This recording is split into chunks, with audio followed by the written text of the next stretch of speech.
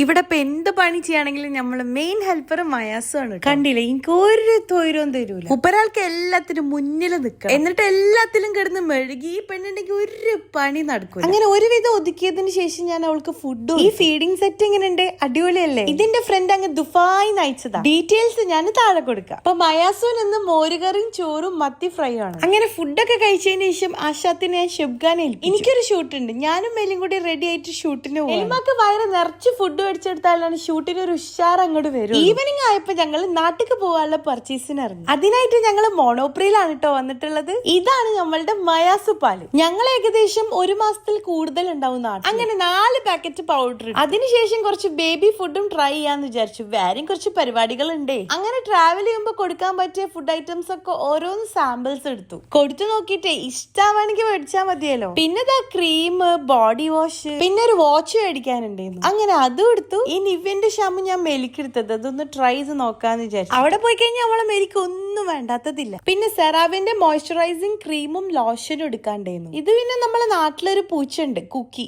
അതിനെടുത്തതാ. ഒരു പാവം മടിച്ചായിട്ടുള്ള പൂച്ചയാണ്. പിന്നെ ഞാൻ ഈ ചെറിയൊരു പാക്കറ്റ് എടുത്തു. ഇതൊരു ടേസ്റ്റാന്നറിയോ. അങ്ങനെ ബില്ലൊക്കെ ചെയ്ത് ബില്ല് കണ്ടപ്പോ എനിക്ക് ചെറിയൊരു തലകറക്കം. ഷെബ്ക്ക് പിന്നെ പുട്ടുംകുറ്റി പോലെ നിന്നോളൂ. ഇനി അടുത്ത വീഡിയോയിൽ കാണാം.